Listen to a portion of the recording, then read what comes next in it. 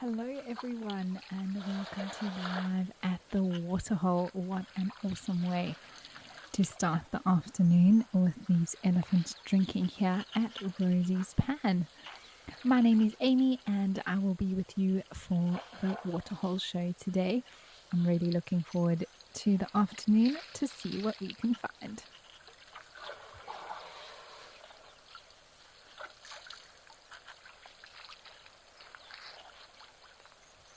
Now remember everybody that this is a live and interactive show, so please do make sure that you say hello to me. I would love to hear from you. Even let me know who you are and where you're from. But if you do have any comments and questions about the show, please do send those through to me as well. And you can do that in a variety of different ways, whether that is on the WildEarth app, on the website. Just make sure that you register there. Otherwise, you can join the conversation on X using the hashtag WildEarth, or pop your questions and comments into the YouTube chat stream using @FC.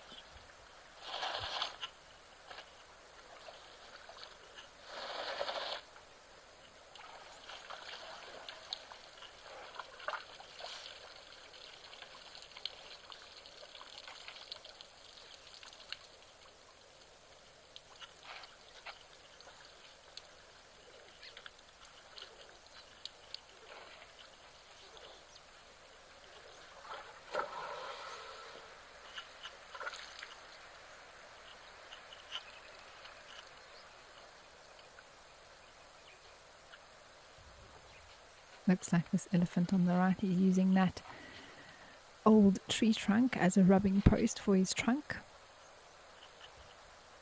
And now it's just resting it on it.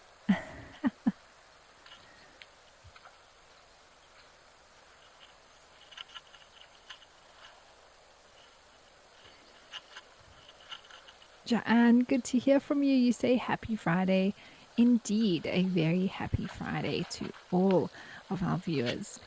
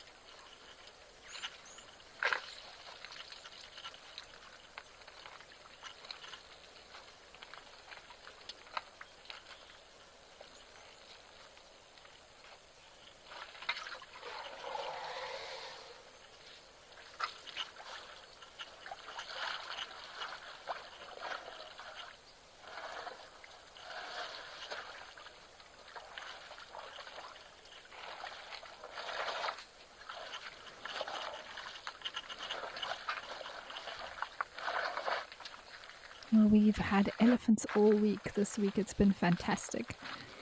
And I've been enjoying the sounds here. As always, hearing elephants drink is so relaxing.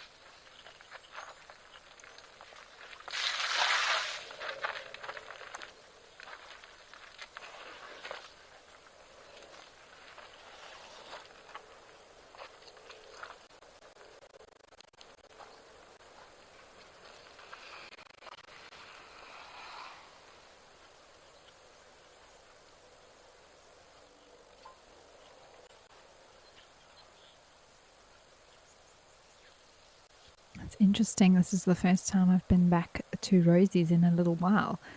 And you can see how much drier the landscape is. The grass has really turned quite beige in colour, and just a few trees that hold their green leaves all year are still around.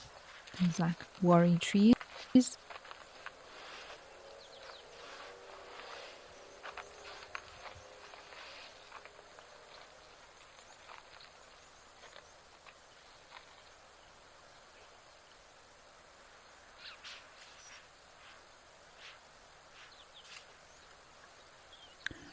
Often bachelor herds like these, it looks like 4 elephant bulls that came to drink. They may hang around, sort of just stand and rest around a waterhole, or we may actually see them start to move away slowly.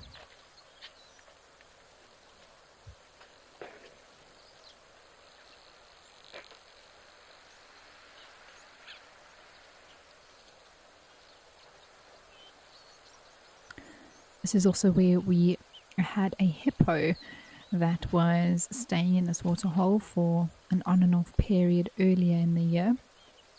Seemed to be a young male that was getting bullied by some other males somewhere nearby, and found some solitude and rest in this waterhole until elephants arrived and they would chase out the hippo.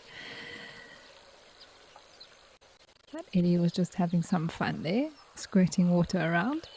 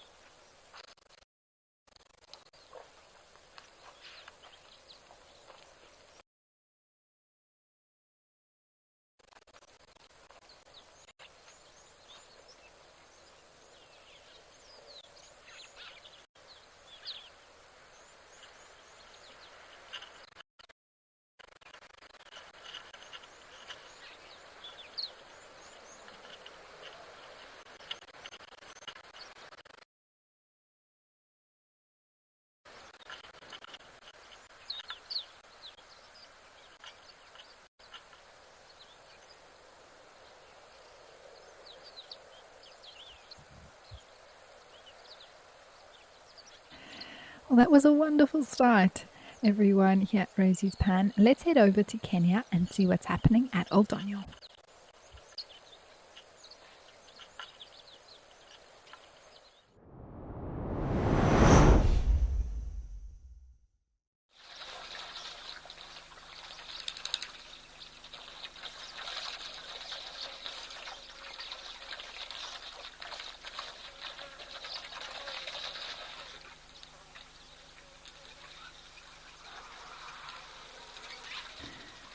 Well, a beautiful familiar scene here, and I'm so happy that these zebras are making a more regular appearance, everyone.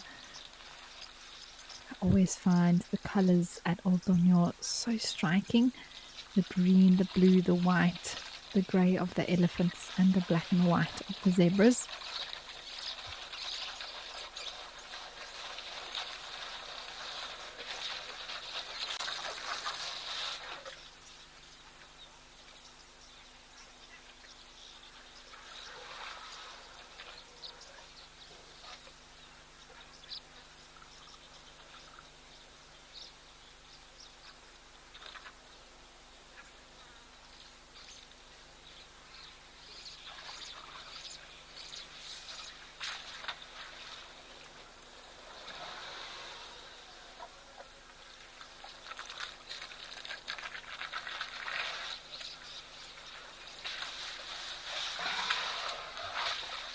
Another elephant is arriving, joining his friends for a drink here.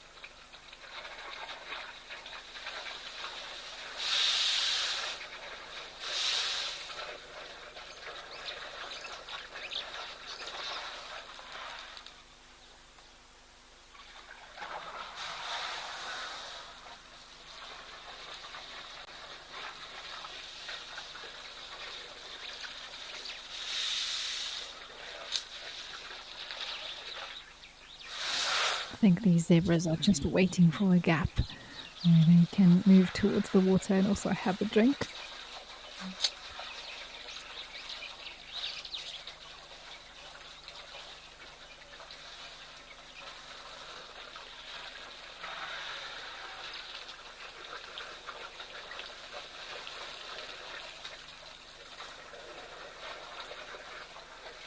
And you can see they're getting braver and braver, slowly coming forward. I've seen elephants here with zebras drinking at the same time. But usually then the one or three are on one side. So this one that's closest to us is sort of cramping the zebra style at the moment.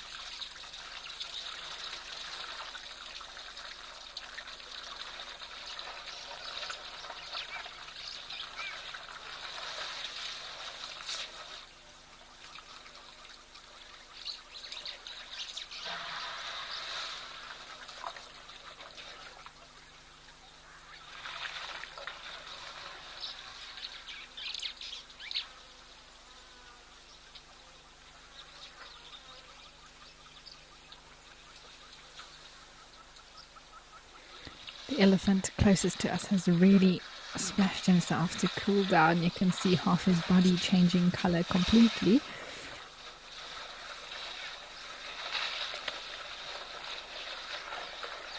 And I wonder where One Ton is. That is an elephant that's quite well known that comes to drink here at this waterhole. He has very impressive tusks.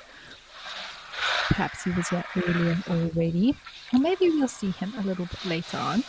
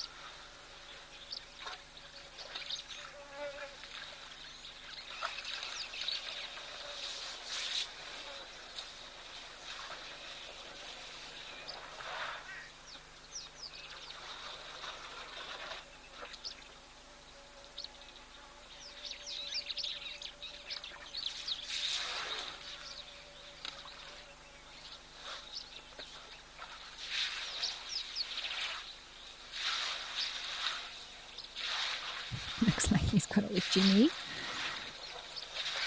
It's quite impressive balance, I must say.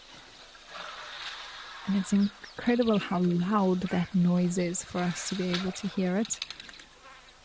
Skin on skin rubbing like that.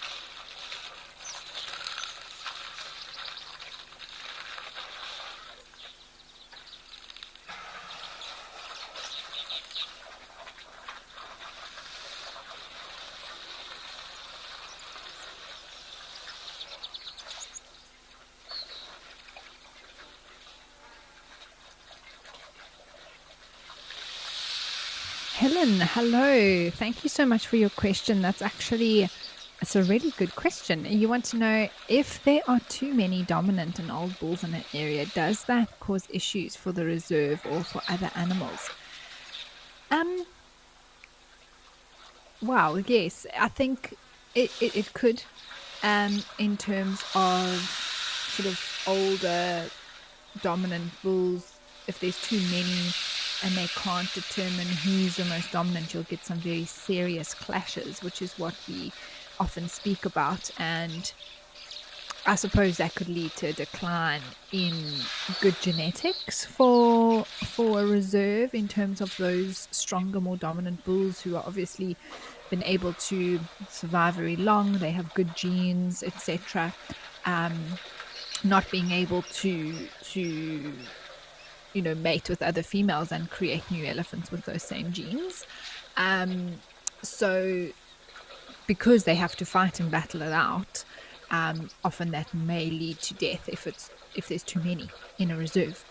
But because of the lifespan of elephants, we often find that doesn't really happen if from what my experience and from what I've seen on the reserves I've worked in. So it's an interesting one to think about, Helen, and I think depending on a few different factors, including the size of the reserve, that would be a very, very important thing. I mean, if we think about the Greater Kruger region being close to 3 million hectares, there are a lot of old, big, dominant bulls.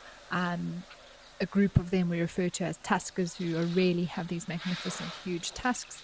And they all, sometimes they have areas that overlap, but they can each function without bumping into each other very often at all. And so we don't really, I've never seen in the Greater Kruger a very serious elephant bull fight to the death because of the space that they have. So when your question becomes relevant, I think, is in smaller reserves where that can actually pose an issue and have bulls that are being riled up and actually competing for dominance perhaps too regularly. And so then the management team would have to step in and see how best to solve that issue. However, usually planning would take place, and that would actually help counteract those. So measures are taken when establishing a reserve, when introducing elephants. The management team should take into consideration, and of course most do, professionals at what they're doing in terms of conservation management and planning, animal numbers and control of those numbers, and the balance in the ecosystem as to what would be best. And especially with elephants living so long, it's quite easy to plan if you've got a herd of 10 and you've got 2 dominant bulls to cover a 15,000 hectare reserve, for example. The likelihood that those bulls would have to meet and clash over mating rights is very, very low. Whereas if you introduce 20 bulls to a 15,000 hectare reserve, you are more likely to have those sort of clashes taking place, which is what one wouldn't necessarily want, or the outcome that one would want. So it's all down to management and planning. And so generally, if the correct planning has taken place from the beginning, nature seems to balance it out, just them being elephants in the way that they live. So I hope that answers your question, Helen. But it is a consideration and something that must be taken into account in conservation management.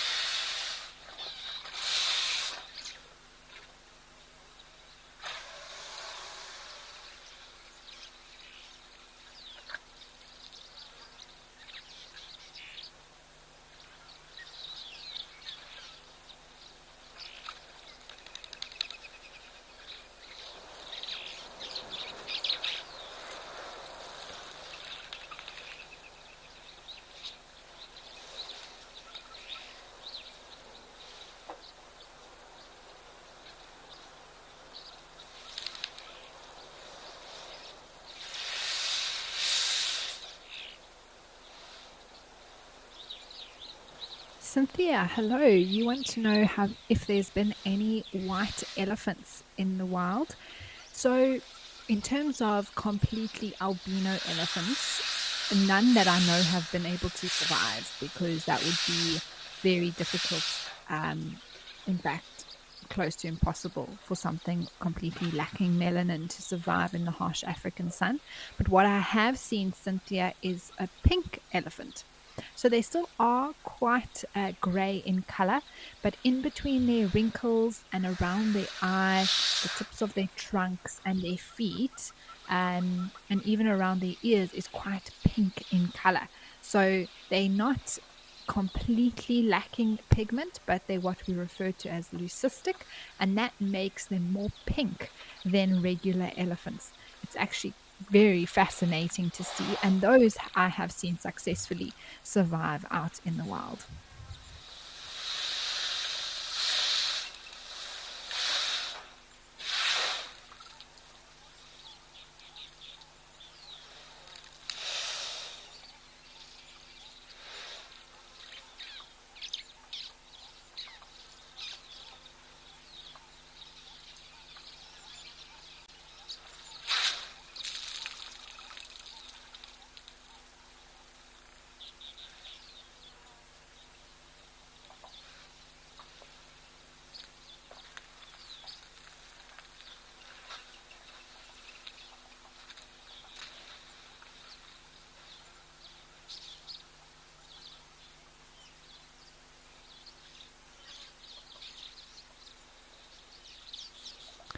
It looks like this bull may actually be in must.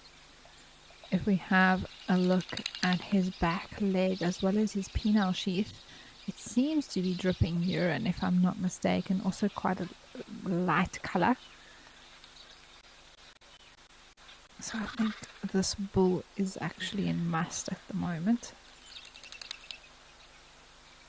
Now, of course, we can't smell it through the camera, but must is a very particular scent that you can often smell from very far away with these elephant bulls or where they've walked through. And that's when basically they are looking for a group of females to mate with, and they have a heightened level of testosterone in their bodies. But it looks like there's a gap now for the zebras. Hopefully they'll come and have some water. Sammy, you're 11 years old and you have asked me a few questions. So here we go. You want to know what time of the year do elephants have their babies? Sammy, elephants can have babies any time of the year. So they don't have what we call a breeding season. They can have their babies in any month, whether it's wintertime or summertime. Majority of the babies most of the time are born around summer just because of the amount of food, but that's no guarantee. I've seen little babies being born in winter, spring, or autumn, so it can be any time of the year. You want to know how many babies can they have? So 99.9% of the time, Sammy, they only have one calf. That's what we call a baby elephant, is a calf, elephant calf. There has been records of twins, so two being born, but that's very, very, very rare. So it is usually only one that is born. And then you want to know how many times can elephants have babies. So a female can have about 12 to 15 babies in her whole life. So from when she comes of age to be able to fall pregnant all the way until she gets very, very old and passes away, she can have about 12 to 15 baby elephants.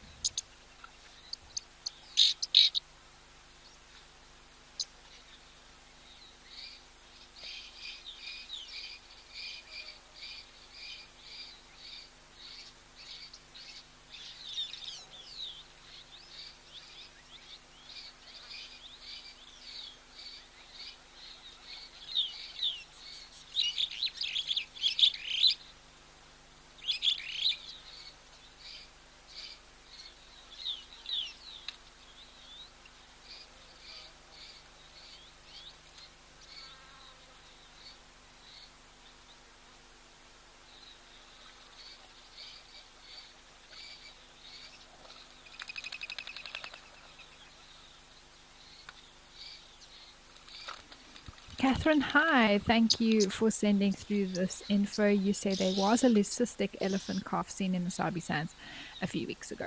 Yeah. I saw one up north in the Pufuri area of Kruger. I've seen one on Ngala where I used to work. So they are around. Every now and again, you'll spot one in a herd. And like I say, they do still have a bit of melanin and they are able to survive in the wild.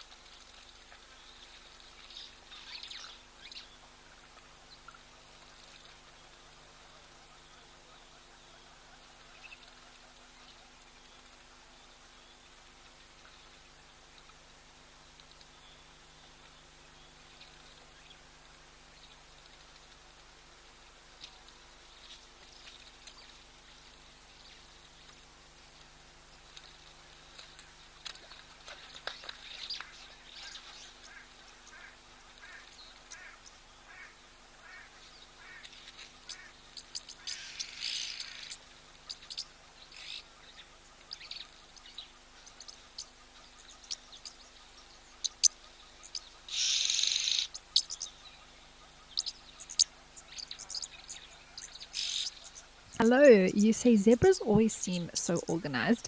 They do everything in a neat file line. It is, I think it's their stripes, Ethan, that gives them that look. Very, very neat and organized. And then when they do drink, they sort of in a line always. there's never too much chaos going on when it comes to these zebras, and lots of oxpeckers around at the moment. Some of them are having a bit of a bird bath.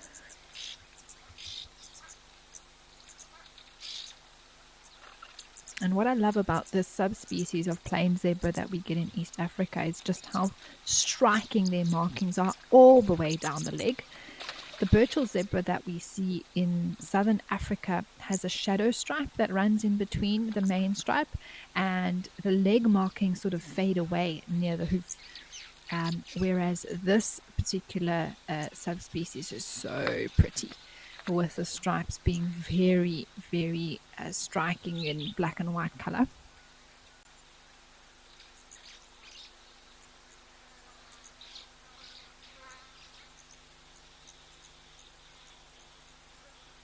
Oh, I see the oxpecker here. I also see a starling landed, which is exciting.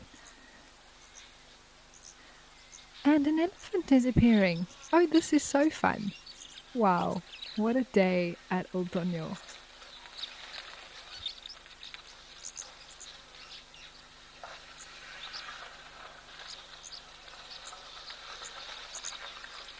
Some beautiful, superb starlings all landing here. How pretty are they? With that rufusy chest and white line and the rest of the iridescent feathers. Very, very pretty indeed. Oh wow, 2 elephants.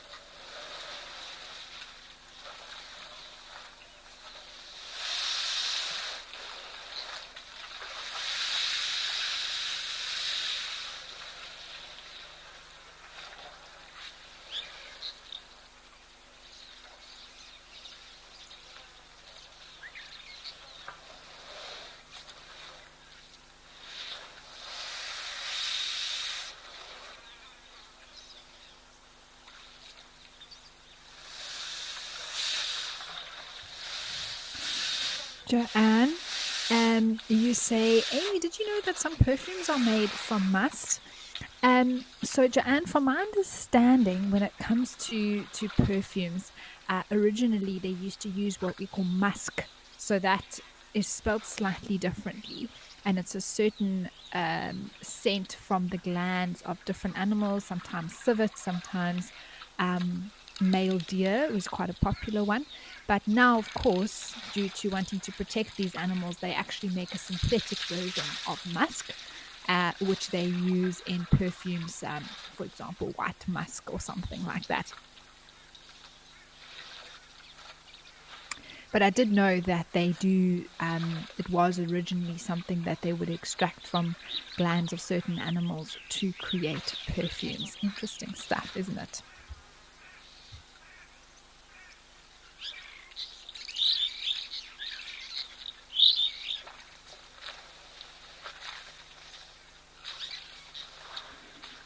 Mindy, yes, you say, wow, those birds are very blue. They are indeed. It's the sunshine on those feathers that are making them look so bright blue. It really is so pretty.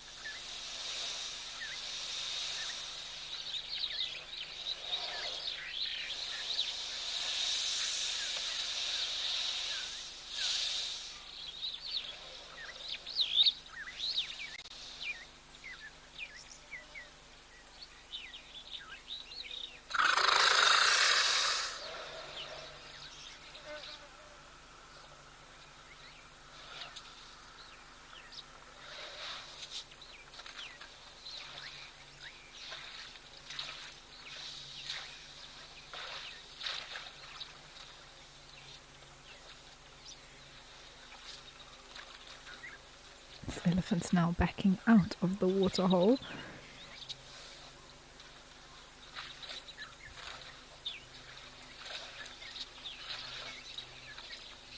Now the other one approaches. You can see as they flap their ears, the little tears and nicks that we were speaking about yesterday. The sun comes through. Just all signs of aging for these big bulls.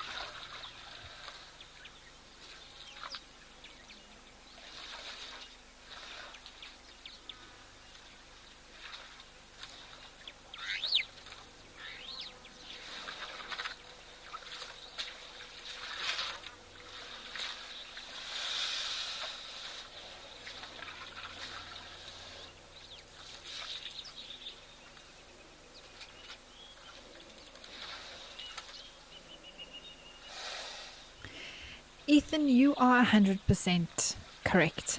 I too have only seen male elephants at this particular waterhole, and you want to know if there's any reason why this is the case. Yeah, it's an interesting one. I would love to know if there were any herds ever that have come here, but it could also just be the distribution of the herds within this reserve, and other main water sources that they may prefer to use, and especially because this waterhole is so frequently used by such big bulls. The matriarchs may avoid using it. Of course, these are all just possibilities. I'm not entirely sure what the entire elephant population of the reserve where Old Donyo Lodge is, but it is something that I've noticed. I think everyone watching would have noticed. Have really only seen elephant bulls come and drink here.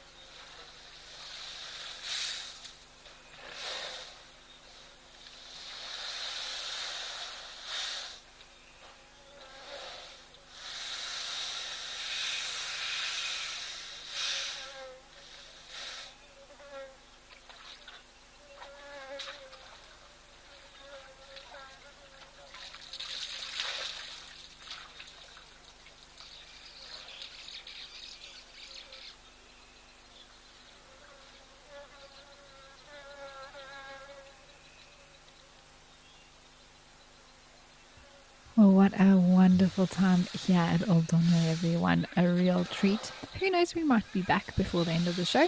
But for now, let's head over to Vic Falls and see some warthogs that are there at the waterhole.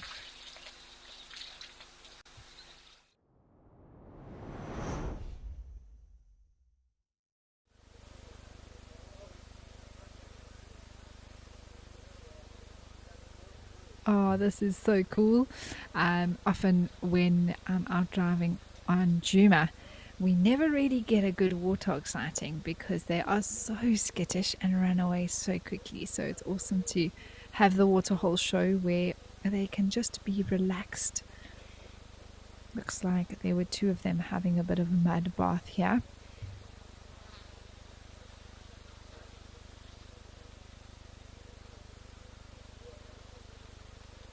Oh, there's a third one. So 3.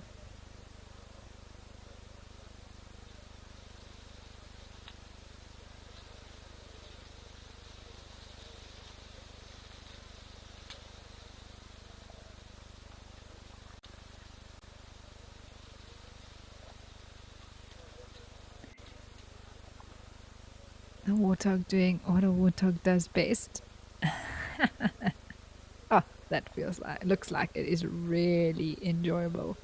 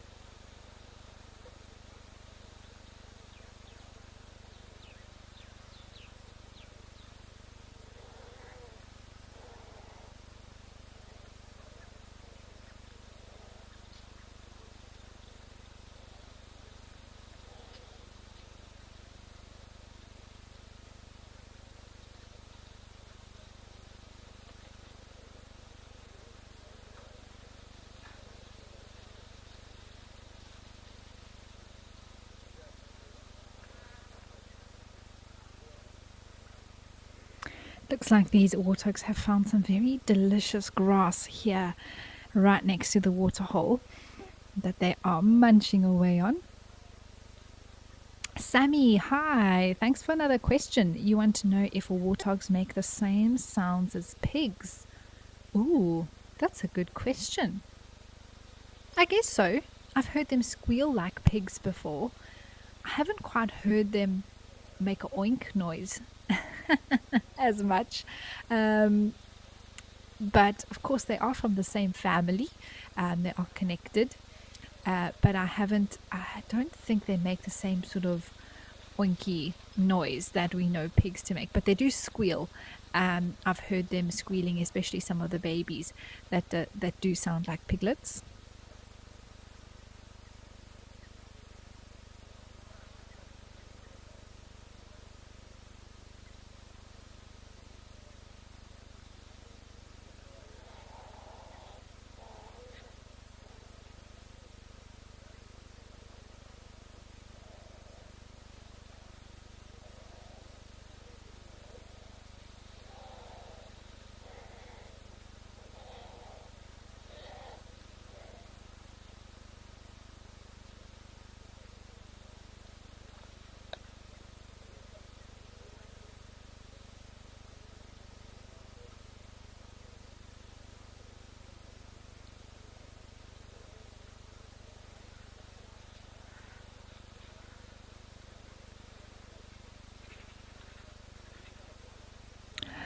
Bus, you're asking if I know warthogs ever to feed on the roots of aquatic plants. I don't see why not, Bus, if they can get to them. I think maybe the biggest restriction for them, those two look like they aren't too happy with one another. The biggest restriction would be the water, although they do love a mud wallow. You don't really see warthogs going for a proper swim every now and again. But let's say the water hole dries up and they have access to aquatic plants, and they could get to the root system of that. Oh, there's an African jacana walking just between those warthogs there. I don't see why they wouldn't try and eat the roots of that if it was available to them.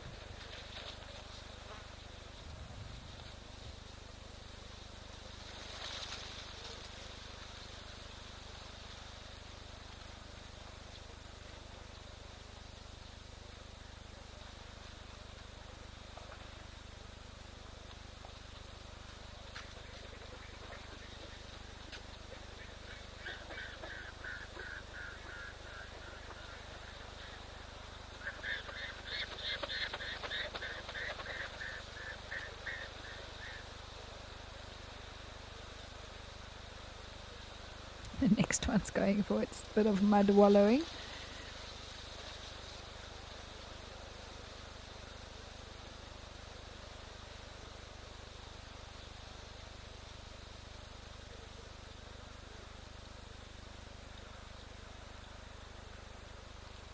Now, warthogs also do fight for dominance, and this is similar, if you can imagine, to young elephant bulls also tussling about.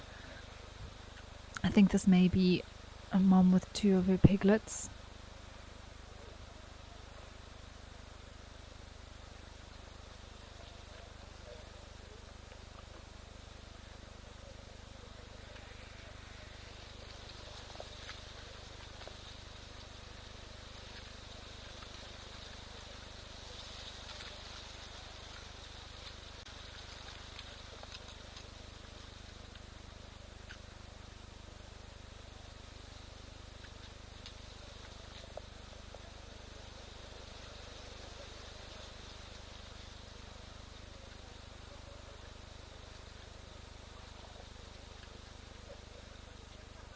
Oh, it looks like this marabou stork is limping.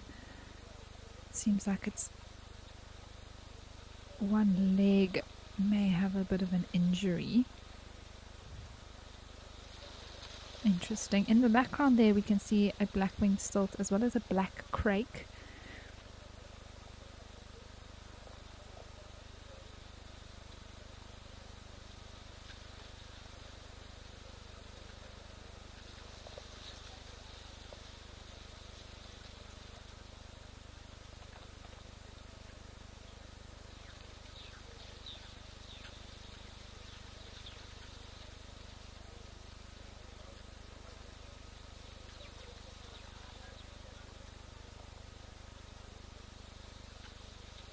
There's also a hooded vulture running around.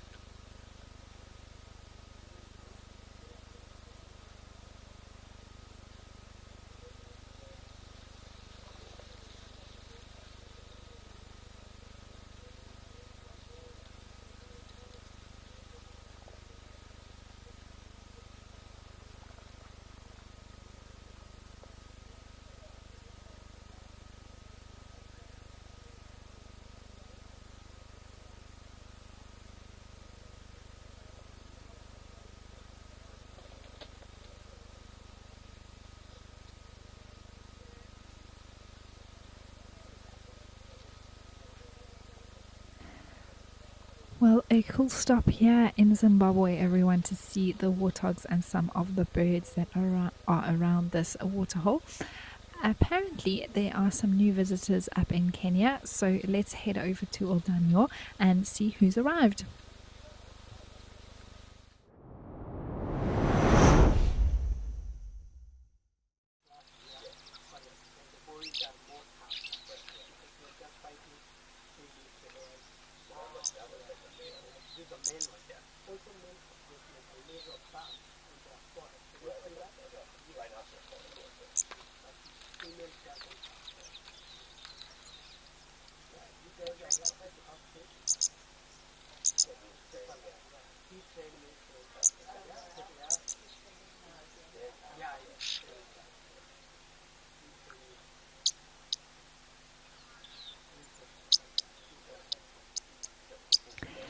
Tudiwa, you are so right. She was just sharing how the comparison in size between the warthogs and the giraffes is crazy. You can imagine how tiny those warthogs are, or just how big the giraffe is.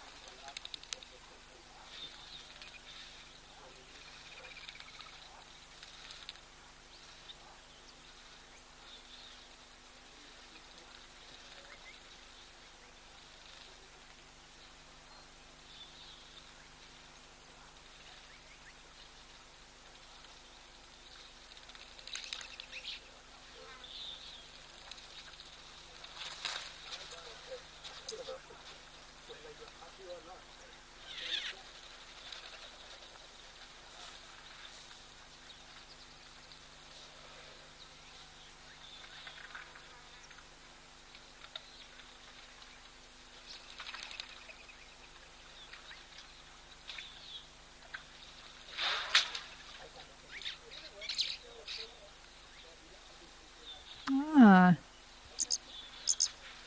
another elephant has arrived back, and wow, we are being so spoilt today, everyone, from giraffe to zebra to an endless stream of Ellies here at Old Donyo.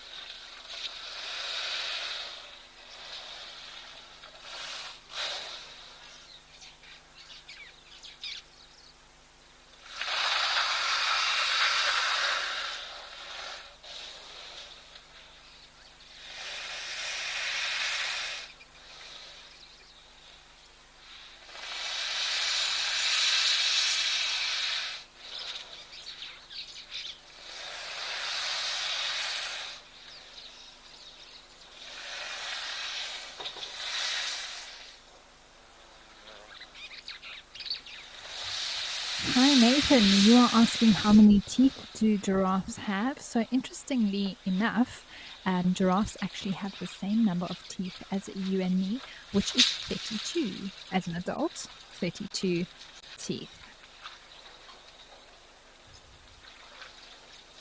Elephants, on the other hand, have sets of teeth that come through like big molars, so they don't have front teeth or big sharp incisor teeth.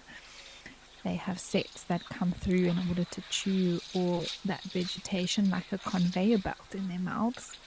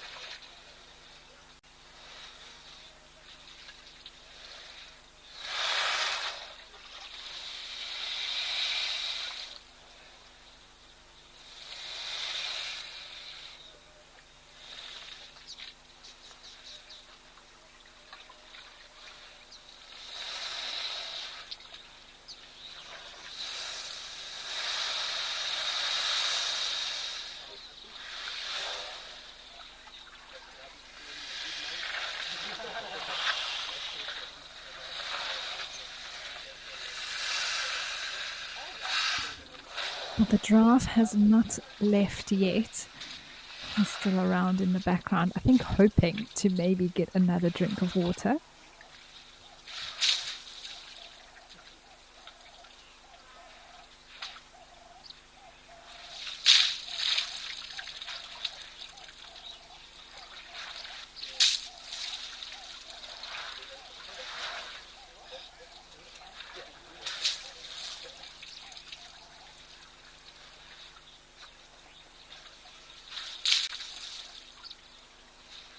And the bulls are also coming back. The third one is arriving now.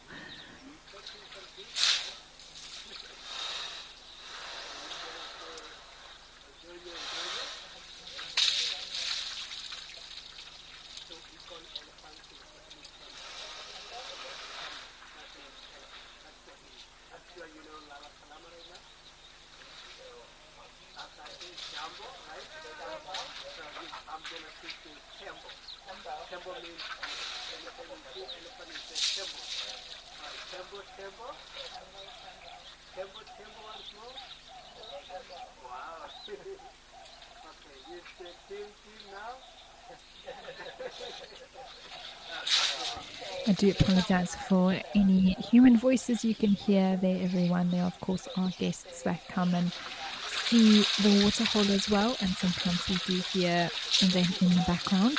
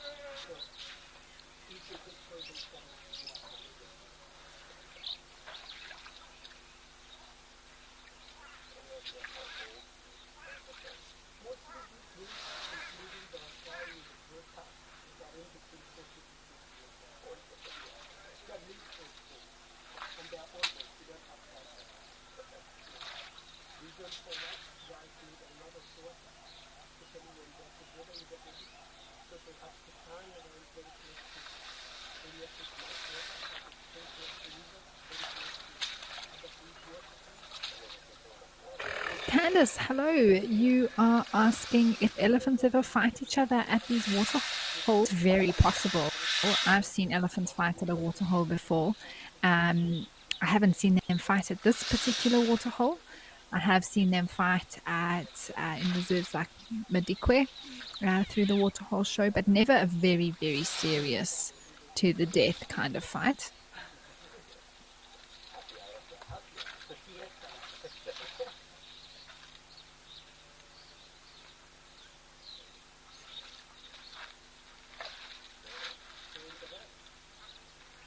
Oh, I think there's an eland in the background there. And just sticking its head up over the hill. Maybe it's on its way to drink. I haven't seen an eland here in forever.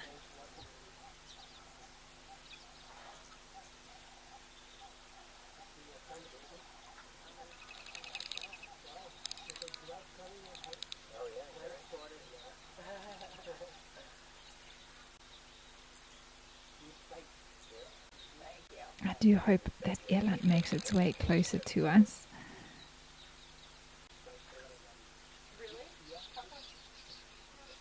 It is coming out there. Yes, I do think it's going to come for a drink, everyone.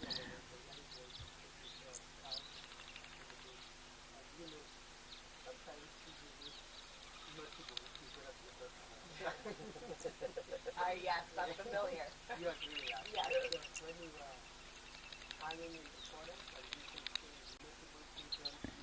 And I think it's bringing some friends as well. There's a few more popping out in the back. A whole herd. Oh, this is fantastic. So eland is one antelope species that we don't see too often in the greater Kruger region. They're more located in the northern parts of the Kruger.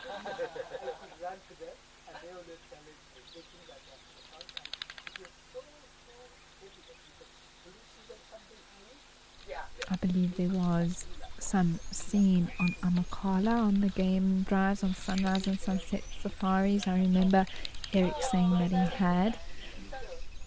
So it's lovely to have this show where we can also see a herd of elands coming to drink.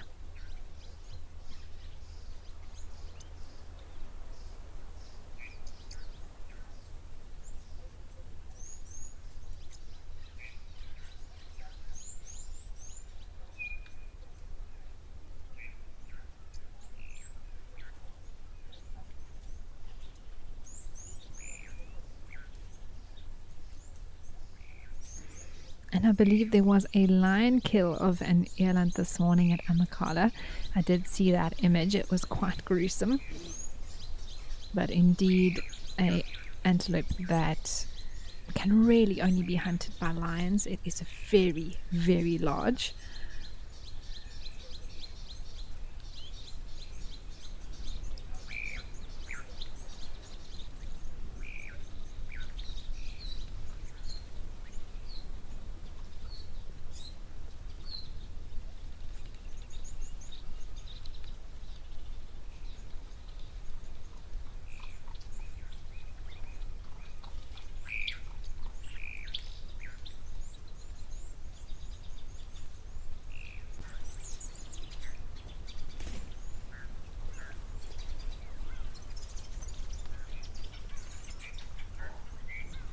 Hopefully they can share this waterhole, these giraffes and eland. I think if everyone takes a bit of time to get used to one another, we might see them drinking together.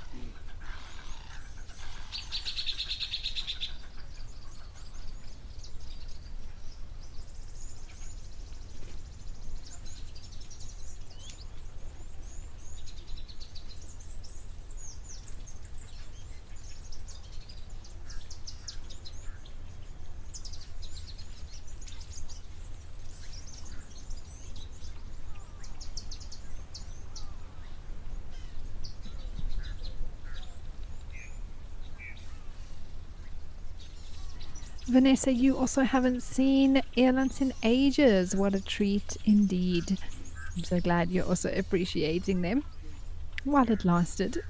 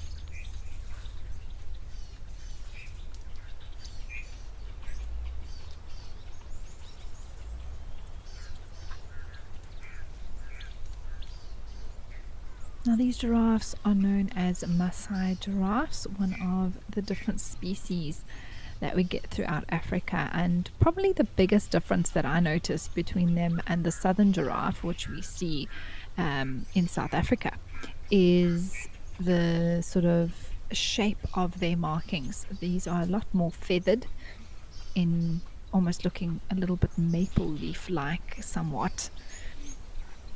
Although I have actually seen giraffes in South Africa that have very similar markings to this, but it's more sort of blotchy and solid, whereas these look feathered and almost leaf shaped.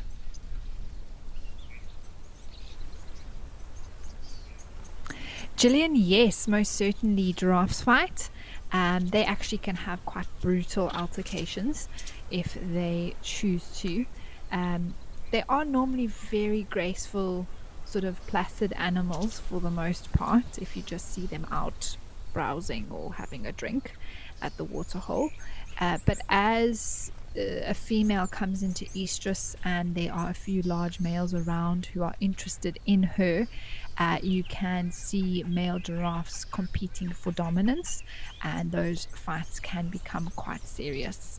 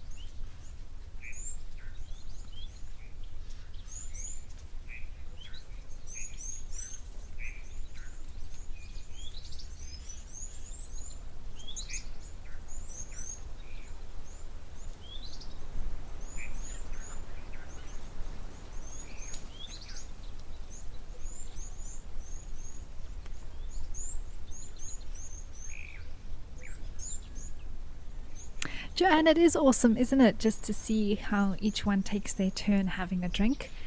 It's something that, yeah, I guess they have worked out. Maybe it's good for one to keep their head up looking around while the other drops down to have some water. On the right is a female, on the left is a male, it looks like, yes. You can see she is quite a lot smaller than him.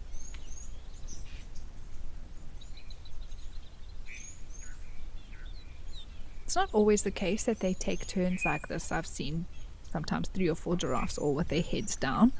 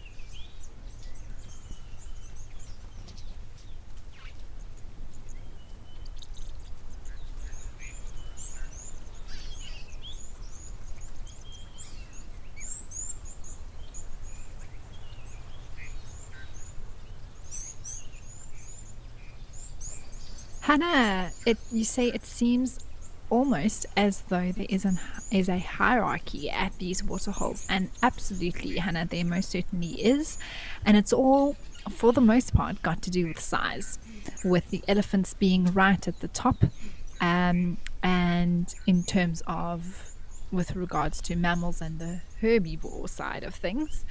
Of course, when it comes to the likes of predators in the mix, they sort of scale off most things other than maybe um, elephants and possibly buffaloes. If there's enough of, they won't move for the predators. But the animals that we see, um, maybe with the exception of giraffe, because they are extremely skittish and would probably move if there was a bird that flapped too loudly. I've actually seen that happen before. But generally, the birds will move out the way for something like mongooses running down, for example. Then the mongooses will move out of the way for the warthog, and the warthog will move out of the way for the impalas, and the impalas will move out of the way for, I don't know, maybe the zebra, and out of the way for the eland, and etc. Eland out the way for the giraffe, and so we go up based on size.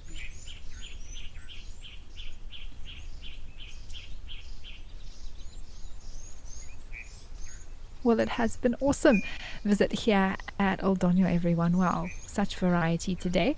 But I think let's make our way over to Katai Pan, where there are some elephants.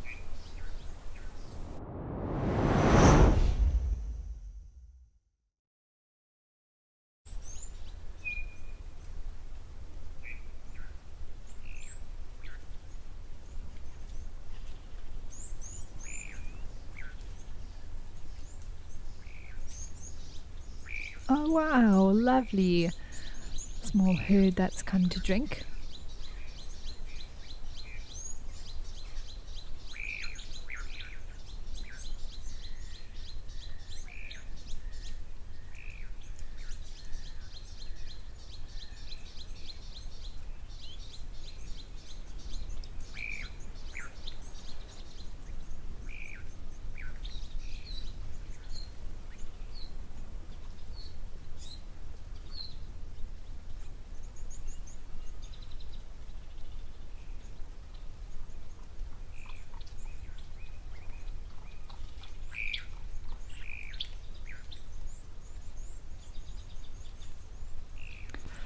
Joanne, you say that it seems odd that you don't see predators during the daytime at watering holes. It may seem slightly odd, Joanne, but if we think about most predators and their times of peak times of activity, it's actually not during the sort of middle of the day when the show is on. It's actually usually at dusk and dawn or throughout the nighttime. That's not to say that we don't see leopards and lions moving around during the day at all. I most certainly have.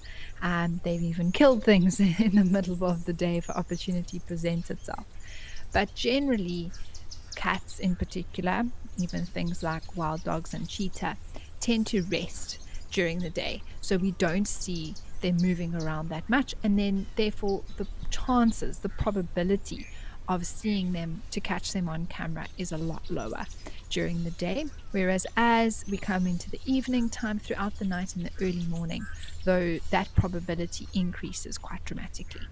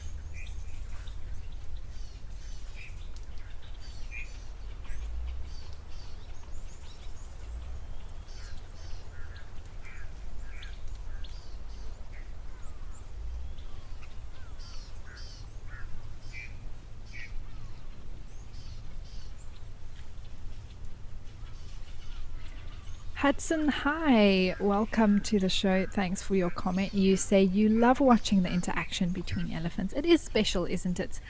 And it's something that you can never quite get tired of. There's always something new to see.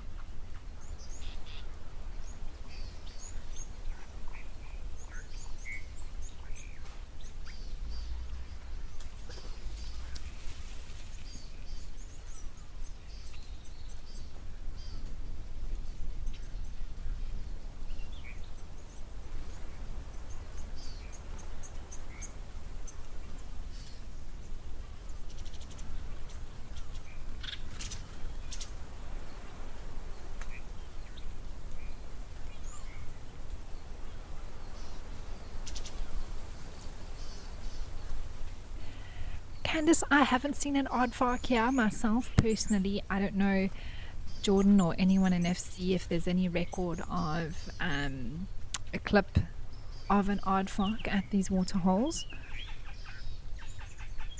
Jordan says not that she knows of either. I have seen aardvarks before though, but not on live at the waterhole as of yet. But who knows? What's quite great is that if we do pick up any special sightings like that overnight, we do try and share those clips with you and insert them during the show. So if it does happen, we will be able to show it to you even if it's not live, which is quite cool. But that would be absolutely incredible. Imagine it just wandered out in the daytime, an aardvark or even a pangolin. That would be incredible. It's possible.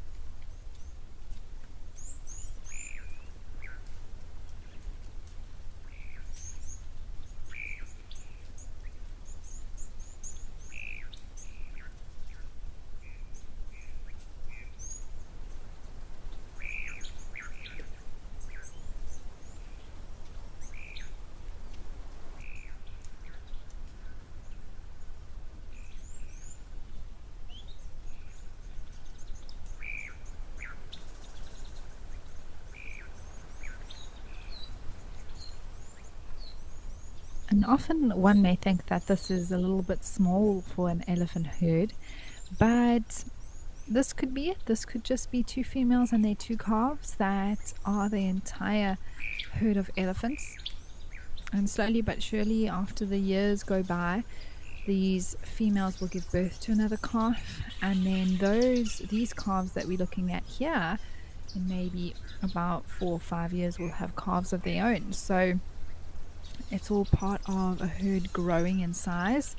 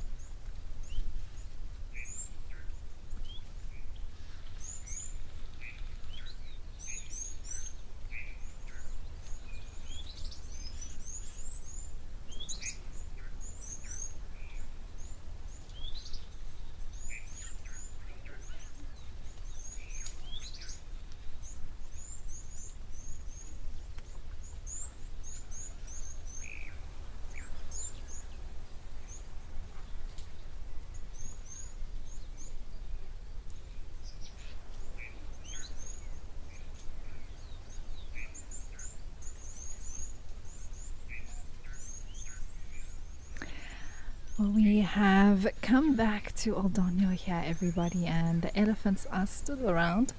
This particular bull has such beautiful tusks. He's been enjoying a drink here at the Waterhole.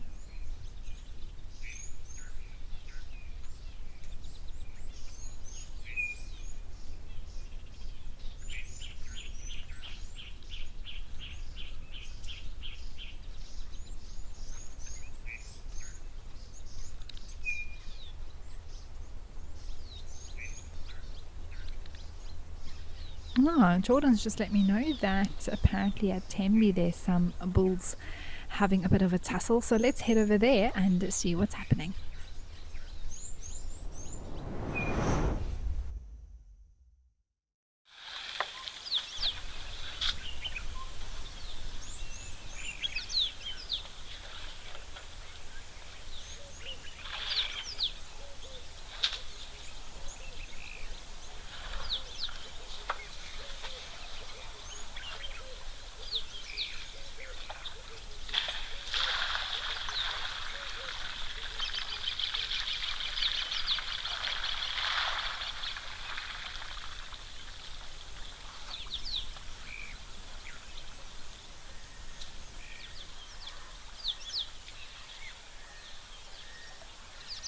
Well, these two are definitely sizing each other up. I could hear the tusks clashing there briefly.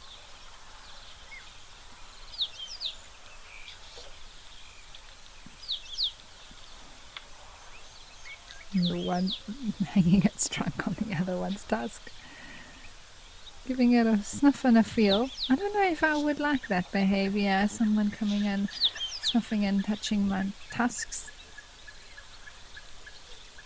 Wouldn't be surprised if these two have another go at each other. There we go.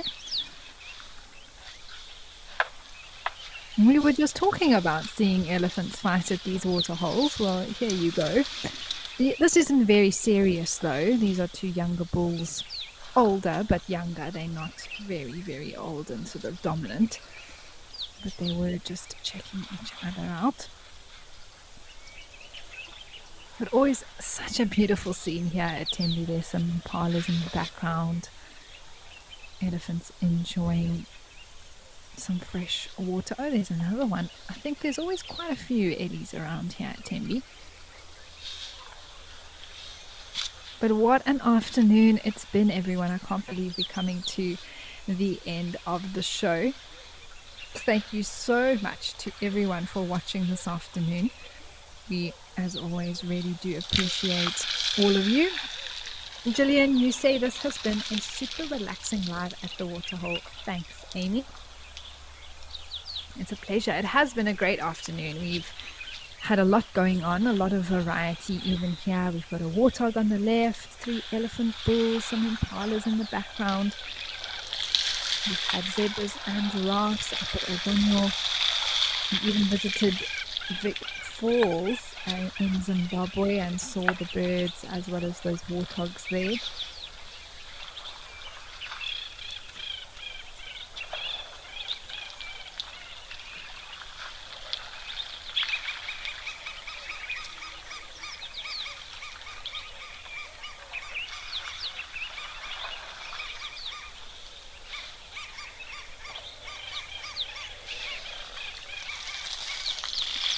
Quite entertaining to see these bulls intertwining their trunks like this. Now everyone, I will not be back with you tomorrow. Taylor will be here, but I'll be back on Sunday, so I hope that you will all tune in. Make sure that you join us tomorrow again for Live at the Waterhole with Taylor. And yeah, immediately coming up after this is On Safari. So the show that sort of gives you the highlights of the last 24 hours. So make sure that you stay tuned to WildEarth. And then straight after that will be the Sunset Safari, where you get to hop on board the largest virtual safari vehicle in the world and go out on a bumble in the African bush and enjoy some incredible sightings with some very cool people. who will be taking you out and guiding you through that experience.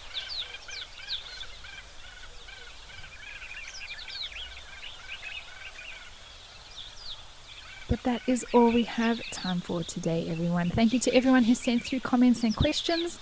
It was so lovely to chat, some interesting topics brought up, and we will, of course, do it again. Like I said, I will be back on Sunday, so I'm looking forward to it. But enjoy tomorrow, enjoy the rest of your afternoon or morning, depending where you are in the world. And from all of us here at WildEarth and the Live at the Waterhole show, thank you so much for joining us, and we'll be back tomorrow. See you on Sunday.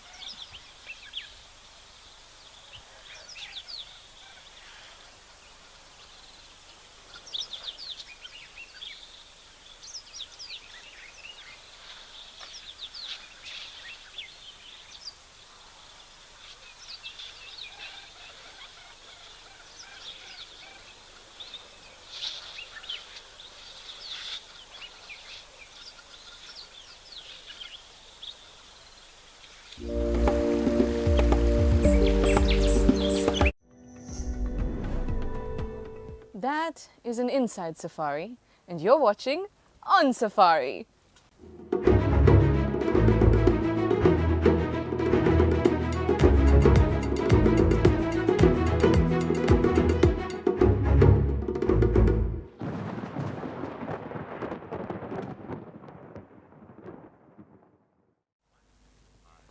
Hello everyone and welcome to On Safari. It's me, Trishala. I've got Panda on camera and we are very excited to go over the last 24 hours. In case you missed it, we have some lovely highlights. We have 5 clips that we're going to go through.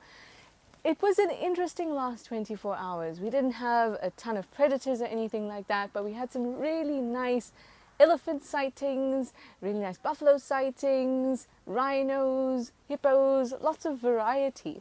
But we picked the top 5 to share with you, and not just highlights from here on Djuma, but highlights from Amakala too.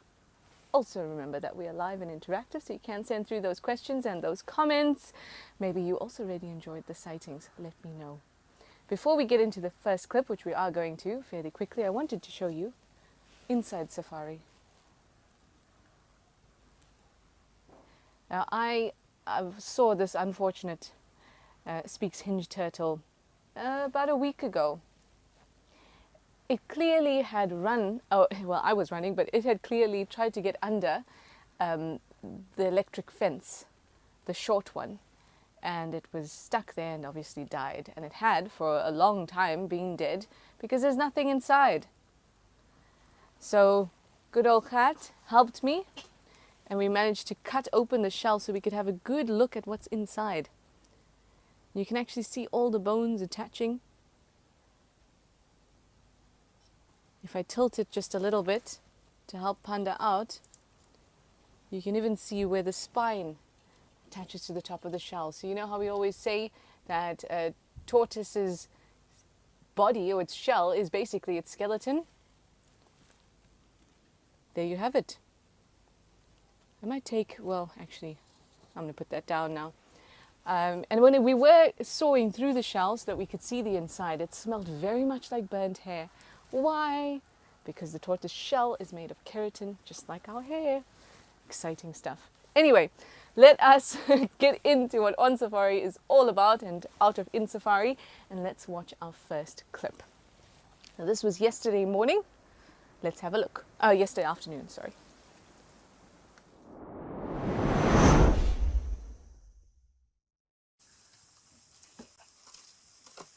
See how they're not eating the leaves. They're breaking off the branches and eating the bark. This is a beautiful sighting. It really is lovely. The light is good. Elephants are beautiful. There's no wind. The temperature's gorgeous. Very nice. Very satisfying to be here right now.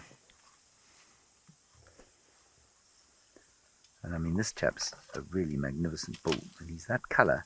He's that really dark colour because he's been having a swim. Well, if he hasn't been swimming, he's certainly been throwing water on himself, but he looks like he's actually had a proper swim.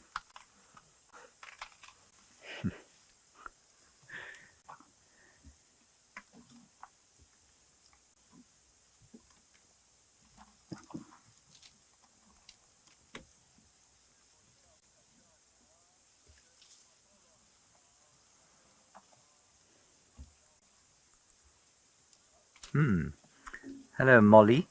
You're 7 years old and from Hawthorne as well, and wondering how big an elephant's tusks can grow. Well, they can grow much, much longer than these, and I suppose the best way to describe it would be to say that they can grow so long that they can touch the ground when the elephant walks. So those tusks there are not growing in that direction, but some tusks grow downwards,